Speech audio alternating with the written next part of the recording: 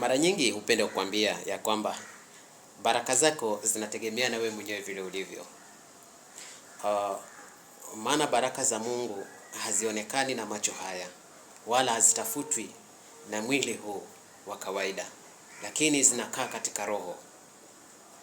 Maana Biblia inasema ya kwamba amebarikiwa mtu yule amchaye Mungu, aendaye katika njia zake. Maana tabu ya mikono yake hakika ataikula, atakuwa na kwake kwema. Baraka za Mungu hazikuji bure, lakini baraka za Mungu huwa zinakuja kulingana na vile wewe mwenyewe utakavyojituma. Jambo la kwanza inasemekana ya kwamba mpaka umche Bwana. Je, kumcha Bwana ni nini? Ni kufanya ushirika naye, ni kuwa na network na naye. Tukimwangalia Kristo alipokuwa na network na Mungu, wakati ule kina Petro wakamwambia Yesu waage mkutano huu ili wakajitafutie chakula pamoja na sehemu za kulala. Yesu akawaambia kwamba wapeni chakula ninyi. Petro akasema ya kwamba sisi tuna samaki wawili na mikate mitano. Je, hii ni nini kwa watu hawa wote? Lakini Yesu akasema ya kwamba ileteni, naye akaibariki, na Bwana wa vyote akavijaza, nao wakakula watu 5,000 na zaidi.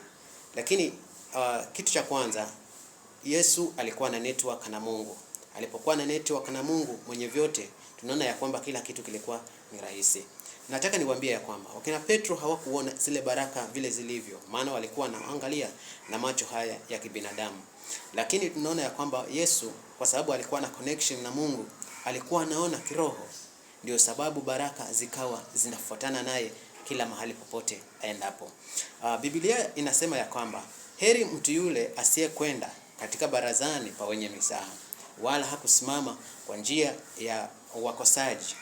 Maana sheria ya Bwana ndiyo impendezayo usiku na mchana, naye huzaa matunda kwa majira yake.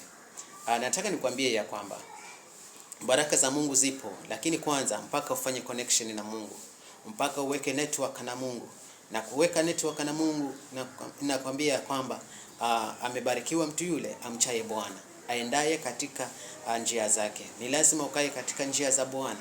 Huwezi, ni ngumu, lakini mpaka ukae katika njia za Bwana. Na Biblia yenyewe imesema ya kwamba ni heri mtu yule asiyekwenda katika barazani pa wenye mizaha, wala hakusimama kwa njia ya wenye wakosaji. Lakini sheria ya Bwana ndio inayompendeza kila wakati. Ndio Bwana anamwangalia mtu huyo, naye atambariki. Nataka ubarikiwe siku hii ya leo. Mara nyingi unapenda baraka, lakini unashindwa kukaa kuwekelea katika kumshikilia yule mwenye baraka.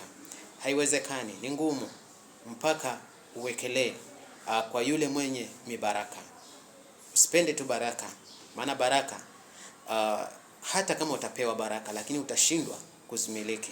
Maana Mungu mwenyewe mpaka akupe roho ya kuweza kuunganisha ili uweze kucontrol zile baraka. Mungu anaweza kukupa baraka nyingi na zikaweza kukuua.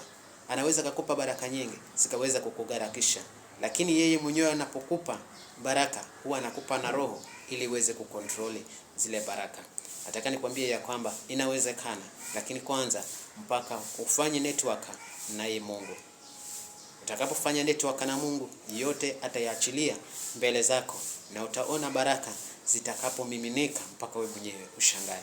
Nataka ubarikiwe na Mungu, na jaribu kutafakari neno hili ili Mungu azidi kuendelea na wewe.